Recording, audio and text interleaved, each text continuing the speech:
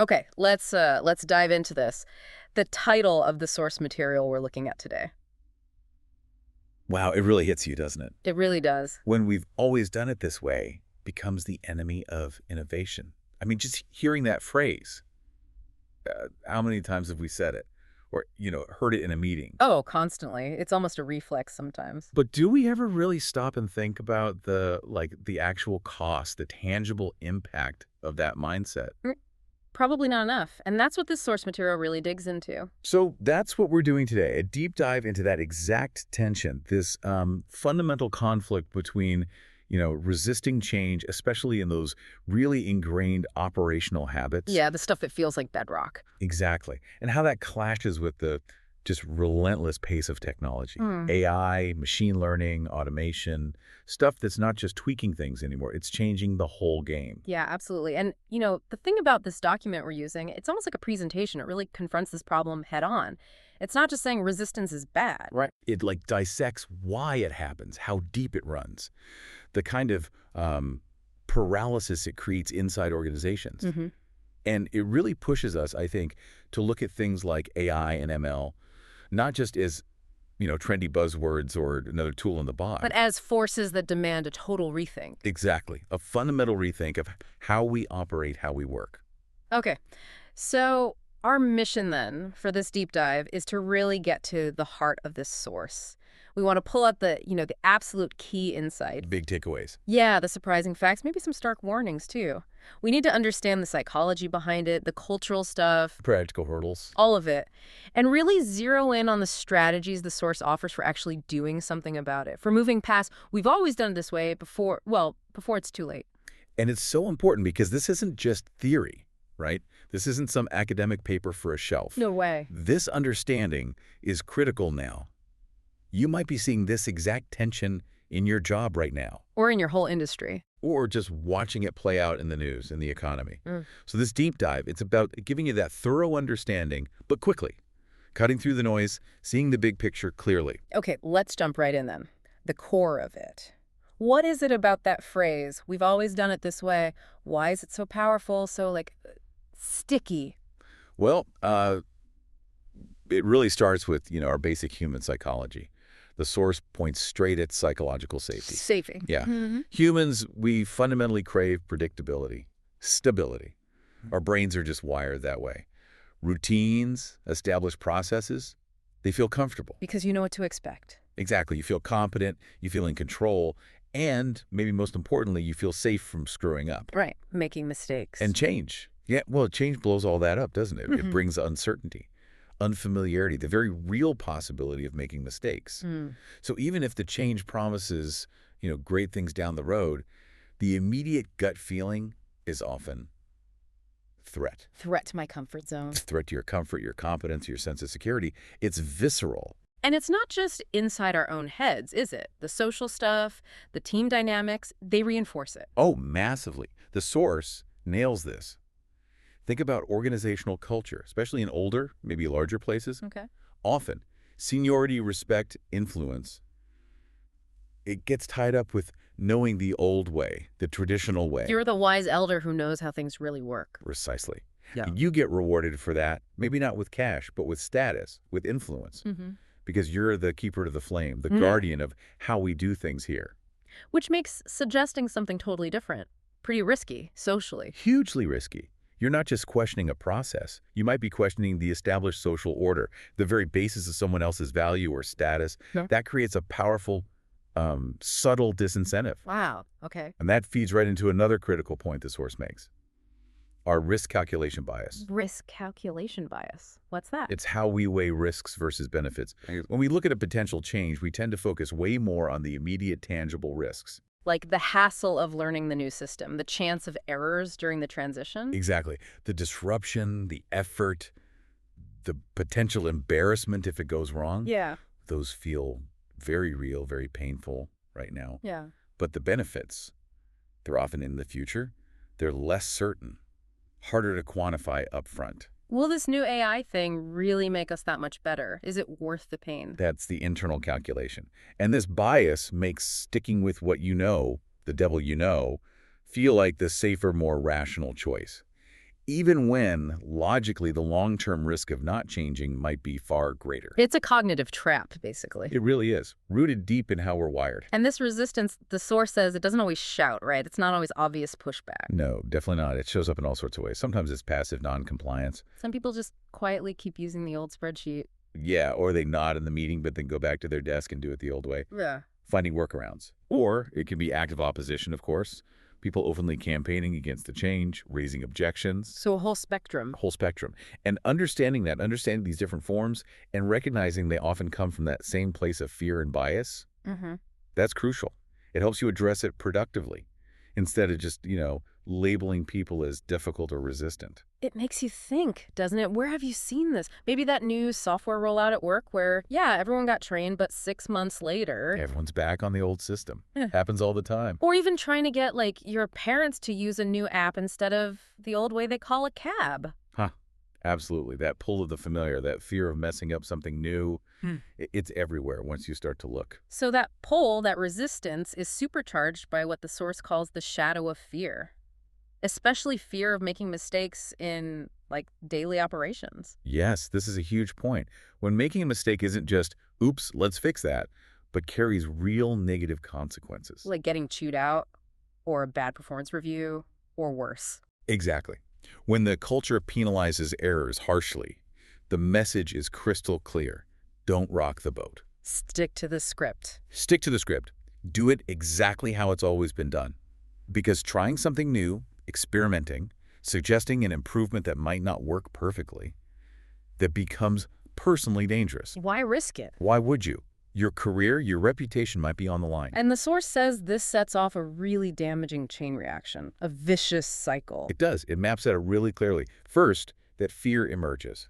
Employees genuinely worry about the personal hit they'll take if something goes wrong with a new process. Makes sense. Then that leads directly to initiative paralysis. People just stop. They stop being proactive. They stop looking for better ways. Why stick your neck out? Why experiment if the potential cost of failure is so high? It kills creativity, kills problem solving right at the source. Okay, so fear leads to paralysis. Then what? Then comes defensive behavior. Because people are afraid of making a mistake on their own, they start trying to spread the risk or avoid responsibility altogether. Ah, the CYA approach. Cover your anatomy. Precisely. You see excessive documentation for everything. Multiple layers of approvals for tiny changes. Everything slows down. Flexibility just vanishes. Because protecting yourself becomes more important than getting the job done efficiently. But innovating, yeah. And the end result of that is? Process rigidity.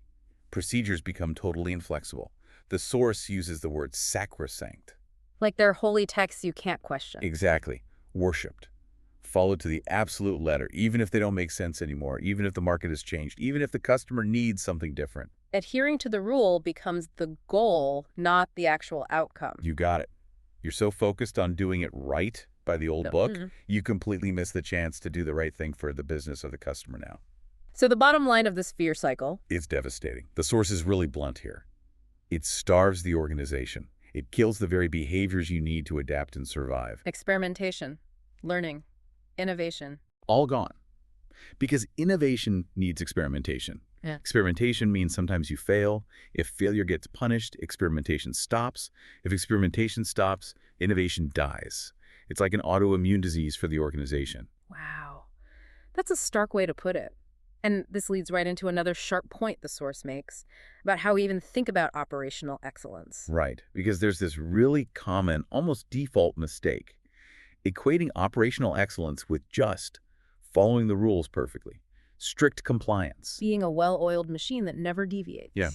The source points out how many companies build these huge bureaucratic systems, audits, metrics, manuals, all focused on making sure everyone colors inside the lines of the existing processes. But they forget to ask. Are these the right lines? Yeah. Are we excelling at doing something that's becoming irrelevant? Are we perfecting the wrong thing?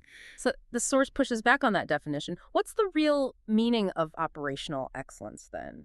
It's much more dynamic. It's not just doing things right that's efficiency. It's doing the right things. And crucially, continuously adapting those things to changing conditions. Changing conditions like? The market shifting, customer expectations evolving. And yeah, the big one, new technology emerging like we talked about, AI. automation changing what's possible, So it's about staying relevant. and fundamentally customer-centric. True excellence means you're consistently delivering exceptional value to your customers, not just meeting internal metrics. Which means your processes have to evolve with the customer. Exactly. You evolve your workflows, your systems, to meet their current and future needs. Not just sticking to procedures designed 5 years ago.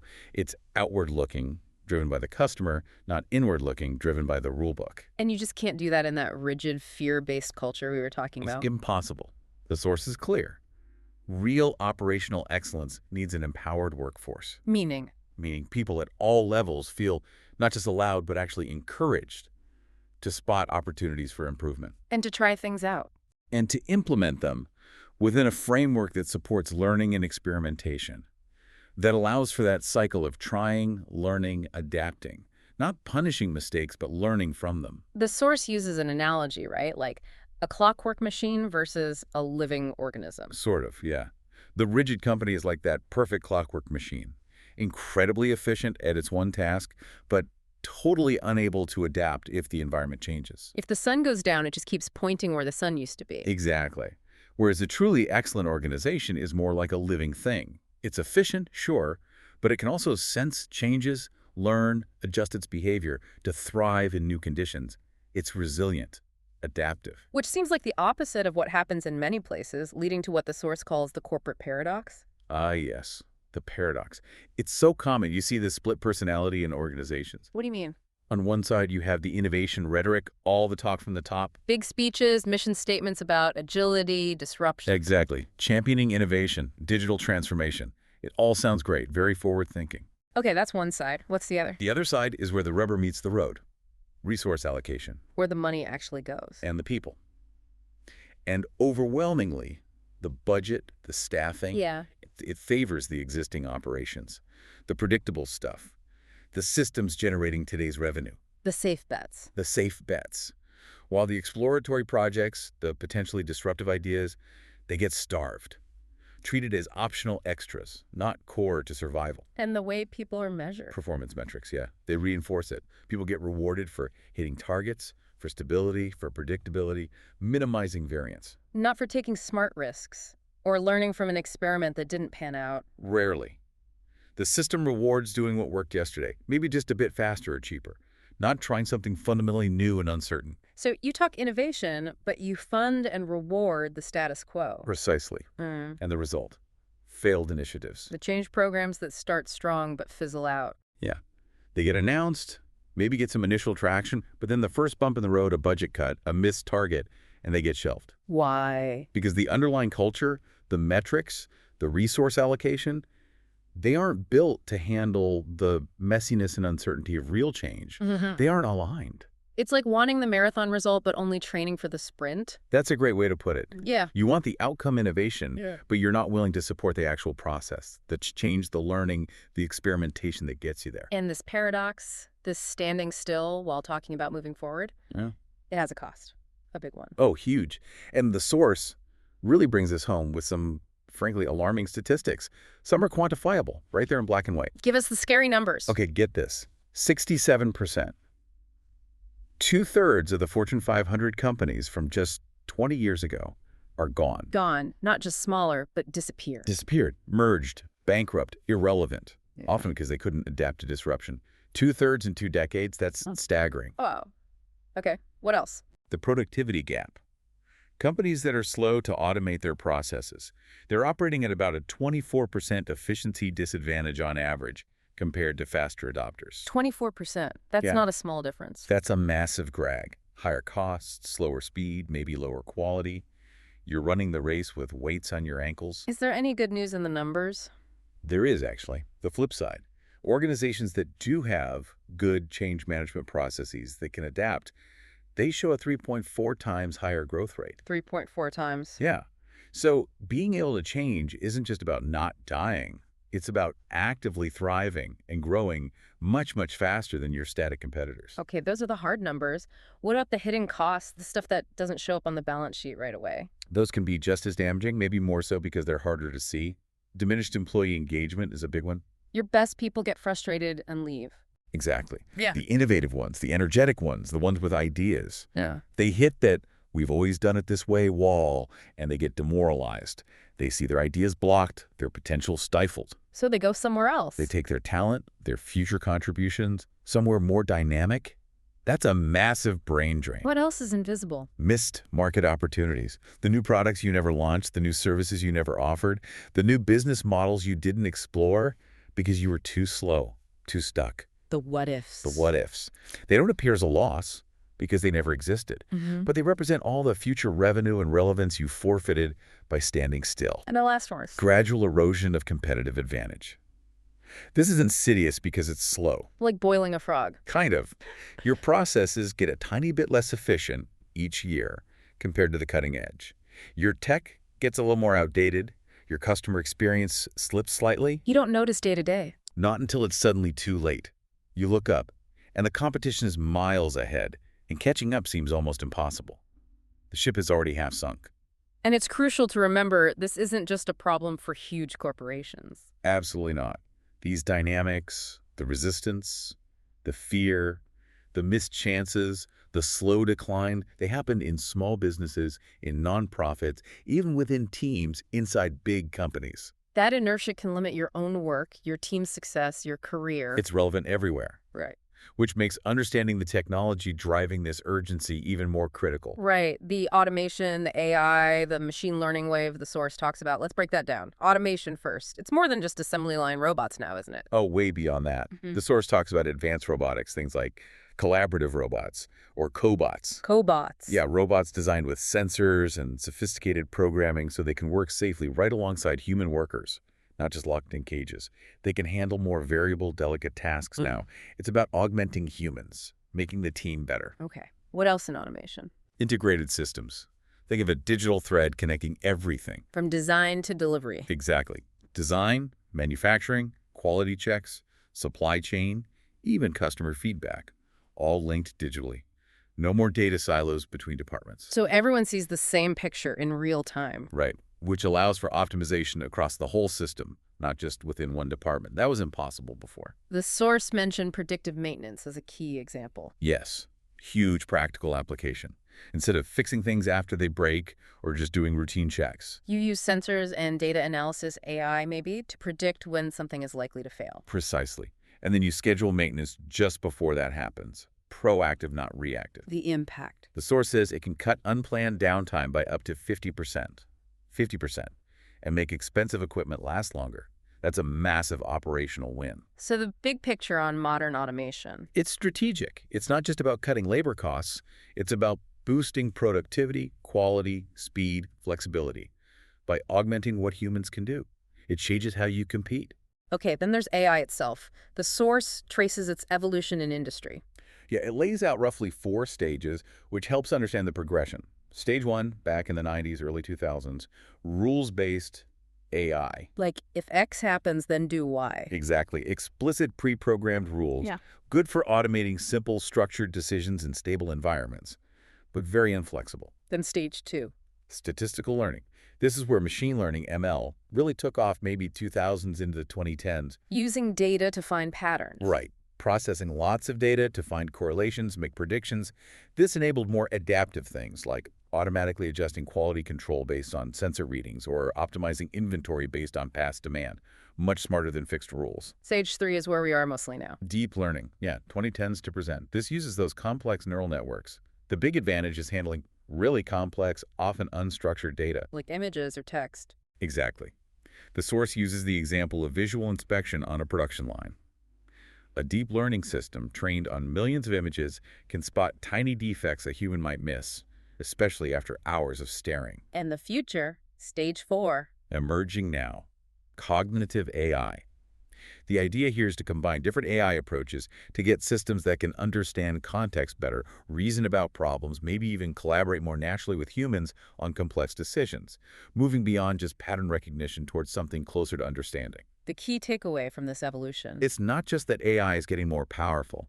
It's that how it works and learns is changing fundamentally, from rigid tools to these interconnected adaptive learning systems. And that distinction, especially between machine learning and just traditional automation, is critical but often missed. Hugely important, yes. Treating ML like it's just smarter automation leads you down the wrong path. The source has a great table comparing them. What are the key differences? Okay, so traditional automation uses fixed rules. ML is adaptive, learning from data. Automation executes predefined tasks. ML learns from examples. Automation needs structured data. ML handles unstructured data too. Automation breaks on novelty. ML tries to generalize. Automation aims for efficiency, same thing faster. ML aims for optimization, finding better ways. So ML's real strength is handling messiness, variability. Exactly. The real world is messy and unpredictable. A traditional robot might stop if a part isn't perfectly aligned. An ML system, trained on variations, can often adapt and continue. It navigates uncertainty better. And can find things humans miss. Yes, because it can analyze vast data sets and spot subtle patterns or correlations that wouldn't be obvious to us. It can find optimization opportunities that we wouldn't thought to program in explicitly. It's not just faster, it's potentially smarter in finding new solutions within the data. Okay. To make the danger of not adapting crystal clear, the source gives us those case studies, the cautionary tales. Yeah, the ghosts of innovation past. Kodak is the classic. They invented the digital camera, right? Way back. 1975, they saw it coming. Yeah. But their film business was printing money. And they were afraid digital would kill the golden goose. Terrified of cannibalizing it, so they hesitated, they delayed, they fumbled the transition. By the time they got serious, competitors had raced past. Bankruptcy in 2012. Tragic fear of cannibalization. Then Blockbuster, famously turning down Netflix. For $50 million. Yeah. In 2000. They just couldn't see past their physical stores, dismissed streaming as a niche. Well, everyone started wanting movies delivered to their couch. Exactly. They were locked into the past model, blind to the fundamental shift in customer preference. Bankruptcy 2010. Netflix. Well, we know how that turned out. And Nokia, they were giants in mobile phones. Absolute dominance in the early 2000s. Yeah. Over 50% market share. But they completely whiffed on the smartphone transition. iPhone and Android came along. And Nokia was too slow, too complacent. The source mentions their internal culture made it hard to admit the threat and react boldly. They were too invested in their old platform. A stunningly fast collapse, from 50% share to basically irrelevant in about 5 years. A failure of leadership and culture to see and act on disruption. The big lesson from all these, according to the source. It wasn't ignorance of the technology itself. Kodak invented the tech. Blockbuster was offered the future. Nokia saw smartphones. The failure was organizational. Inertia, fear, clinging to the old success formula. Exactly. Internal cultures that resisted change, that punished bad news, that couldn't pivot even when the writing was on the wall. And you can almost see the warning signs the source talks about playing out in those stories. Absolutely. Did Kodak see talent leaving for digital rivals? Did Blockbuster ignore customer feedback? Did Nokia's metrics miss the real threat? Almost certainly yes to all. The signs were likely there, but the inertia was too strong. Until it was far too late. Which underscores why, even with all this automation and AI, the human element becomes even more critical. How so, if machines are doing more tasks? Because automation handles the routine, the predictable. The source argues our value shifts to what's uniquely human. Innovation and creativity. Coming up with truly new ideas. Solving unexpected problems that aren't in the AI's training data. Ethical judgment. Making decisions based on values, especially in complex, ambiguous situations where there's no easy right answer in the data. AI can't do that. Yes. Social intelligence. Understanding emotions, building relationships, collaborating, leading teams. That's still fundamentally human. And contextual understanding. Drawing on broad knowledge, common sense, lived experience to see the bigger picture in a way narrow AI can't. So productivity isn't just about cranking out widgets anymore. No. It's shifting towards how effectively you create new value using these human strengths, often working with machines. Which makes critical thinking absolutely vital. King, as the source implies. AI is amazing at finding patterns, optimizing based on metrics. But it lacks context, values, genuine curiosity. Machines answer questions. Humans figure out which questions to ask. That's a great way to put it, especially the hard questions, the strategic ones, the ethical ones. What specific critical thinking skills does the source highlight? Question. Formulation, identifying the right problem, challenging assumptions. Systemic perspective, seeing how everything connects, the ripple effects. Okay. Value judgment, weighing trade-offs, aligning with ethics and mission, and accountability, taking responsibility for decisions and outcomes. Machines don't do that. Humans must. These are the pillars of judgment that complement AI. So going back to that AI versus automation difference. Yeah, the source stresses they have different purposes, different decision models. Automation executes fixed rules. Intelligence adapts using learning. You can't manage AI with just an automation mindset. It's a different beast, requires a different approach. And this different beast, AI and ML, fundamentally changes operational excellence itself. Transforms it, yeah. Hmm. It enables shifts like from reactive to predictive. We talked about predictive maintenance, anticipating problems, not just fixing them. Okay. From standardized to personalized. Yeah. Old ops loved standardization for efficiency. ML allows mass customization, optimizing a process for one specific customer or product efficiently.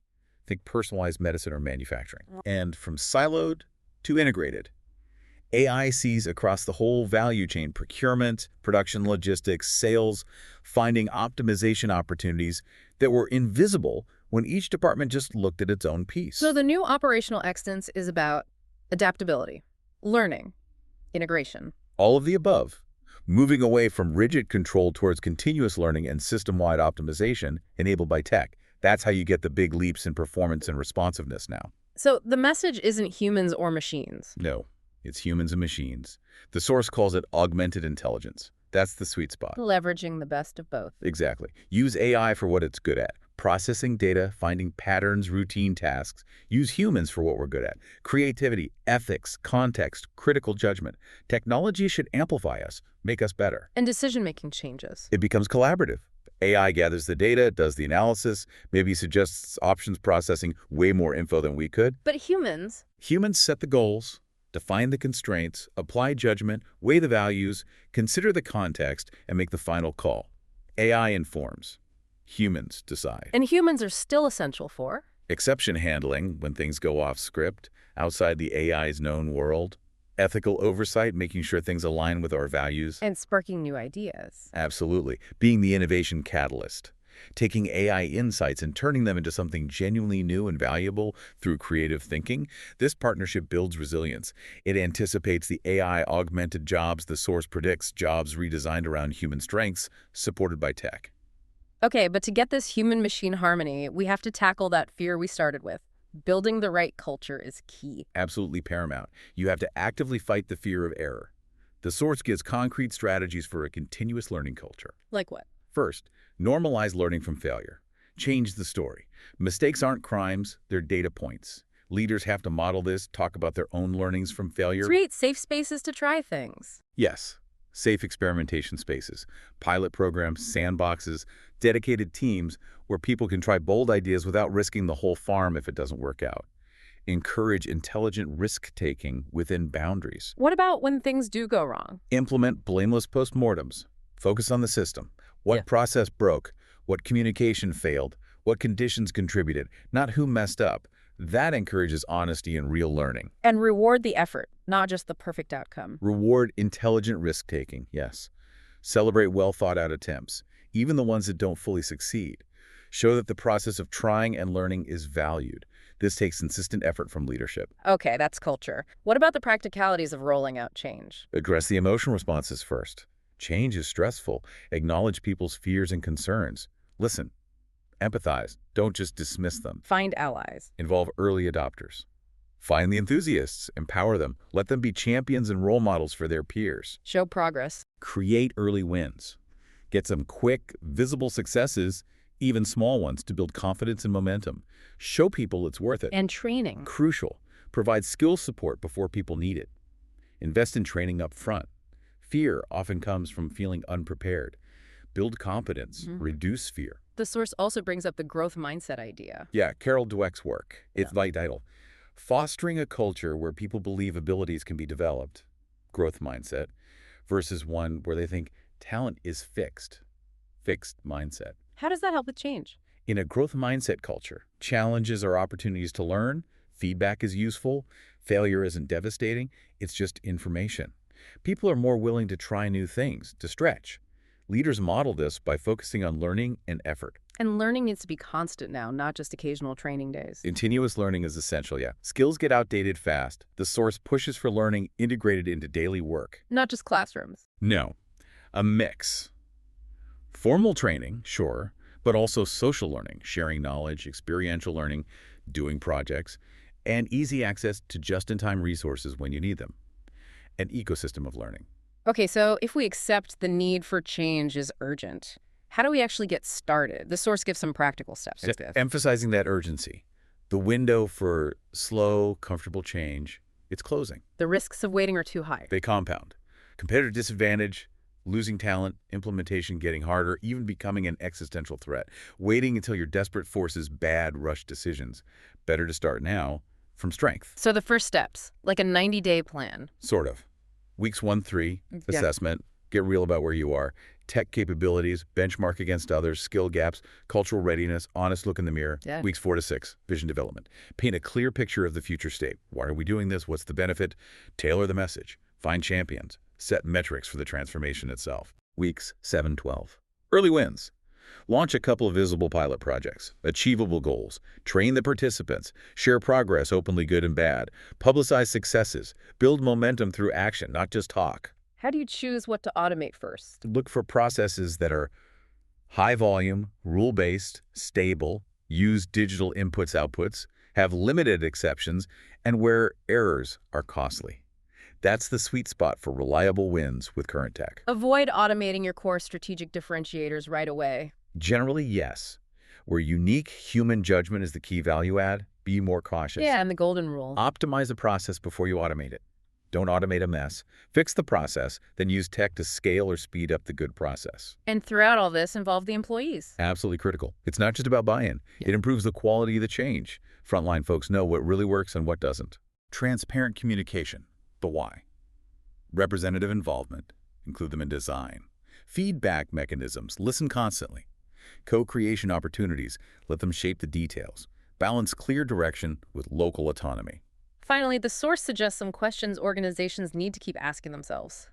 Yes, to avoid complacency and blind spots, they fall into categories. Strategic positioning. Where's tech creating advantage? Who threatens us? What makes us obsolete? Looking outward and forward. Operational capability. Where can AI optimize us most? Where's our data weak? What manual tasks drain resources? Looking inward at efficiency. Talent readiness. What skills do we need? Are we attracting, developing digital talent? Where can tech free up our best people for higher value work? Focusing on people. And timing considerations. What tech is ready now? What experiments should we run? How fast can we actually move? Pushing for practical action. Asking these regularly keeps you sharp. So, wrapping this all up, we started with that dangerous, we've always done it this way mindset, explored the psychology and culture behind it. Saw the real costs of inaction, the cautionary tales. Dived into how automation, AI, ML are changing the game and why they're different. And landed on the critical need for human judgment, creativity, critical thinking, working with the tech, augmented intelligence. Yeah. The core message is clear. The past isn't the future. You have to balance technology and humanity. You have to start now. And you have to commit to continuous learning. And the biggest risk? Isn't making mistakes during the change. It's the risk of not starting the change at all, standing still while the world moves on. So the final thought for you, listening, given how sneaky that we've always done it this way, thinking can be hiding in plain sight, where might you look first? In your own habits, your team's routines, your organization's unquestioned assumptions. Where is that quiet enemy of innovation hiding in your world? And what's just one small thing, one tiny step you could take, maybe even today, to challenge it? Something to ponder. Thank you for joining us for this deep dive.